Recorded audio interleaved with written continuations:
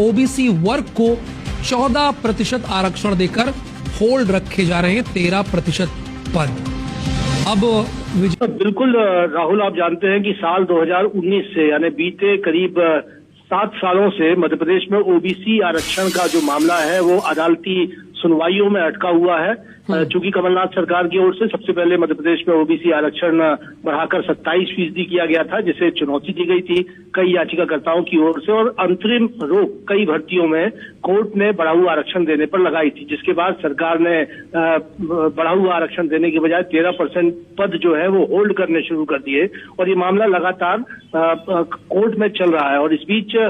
चूंकि राज्य सरकार की ओर से मध्य प्रदेश हाईकोर्ट में जो याचिकाएं थी उनको सुप्रीम कोर्ट ट्रांसफर करवाया गया था और कहा गया था कि सुप्रीम कोर्ट ही इसमें एक फाइनल जजमेंट सुनाए। अब वो तारीख आ गई है जबकि सुप्रीम कोर्ट इस पर फाइनल हियरिंग शुरू करने जा रहा है, और सुप्रीम कोर्ट ने तय किया है कि कल यानी 21 जनवरी से फाइनल हियरिंग इस मामले पर शुरू होगी। यानी याचिकाकर्ता विरोध में जो हस्तक्षेप करता है या उसमें मुख्य पक्षकार मध्य प्रदेश शासन है, मध्य प्रदेश सरकार है, तो उसकी ओर से फाइनल आर्ग्यूमेंट्स जो है वो पेश किए जाएंगे। और ऐसा नहीं है कि ये कल अंतिम सुनवाई होगी, लेकिन ये फाइनल हियरिंग जो है वो कोर्ट में शुरू हो जाएगी, और फाइनल हियरिंग को आगे बढ़ाते हुए जाहिर है फैसले की घड़ी आएगी जब सुप्रीम कोर्ट एक फैसला सुनाएगा कि मध्य प्रदेश में 27% जो ओबीसी आरक्षण दिया गया वो संवैधानिक रूप से कितना ठीक है। चूंकि जिन लोगों की ओर से, जिन याचिकाकर्ताओं की ओर से बढ़े हुए आरक्षण को चुनौती दी गई थी, उनका कहना था कि इंदिरा साहनी जजमेंट में सुप्रीम कोर्ट की ही गाइडलाइन है कि आरक्षण की सीमा 50% से ज्यादा नहीं हो सकती, लेकिन जब मध्य प्रदेश में 14 से बढ़ाकर 27% आरक्षण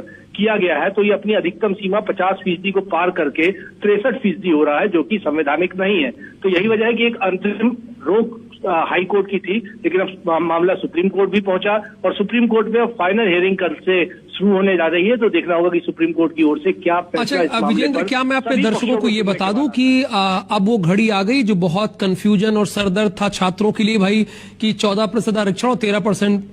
पद होल्ड पे रखे जाते थे, तो अब इस पे क्लियरिटी आ जाएगी, मतलब आने वाले समय में बहुत जल्द वो तारीख नजदीक आ गई, क्या ये मैं कह सकता हूं?